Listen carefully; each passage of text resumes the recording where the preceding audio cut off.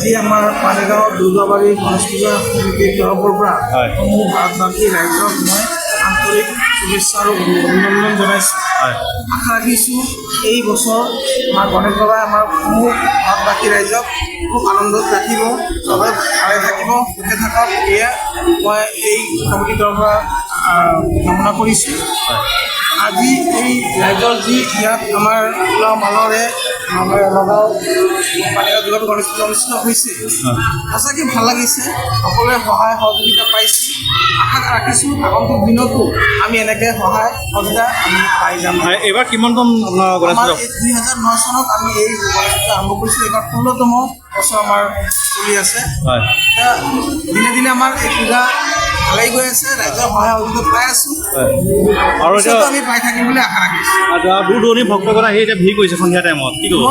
এতিয়াই নহয়, ৰাতিপুৱা 9টা বজাৰ পৰাই আমাৰ ইয়াত প্ৰবলন ৰাইজৰ ভিৰ লাগি আছে।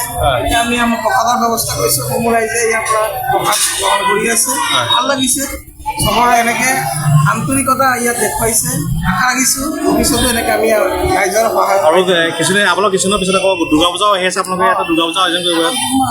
আমাৰ এই মন্দিৰৰ নামেই পানীগাঁও দুৰ্গাবাৰী, দুৰ্গাবাৰী আমাৰ ইয়াত দুৰ্গা পূজাও খুব ধুনীয়াকৈ হয়।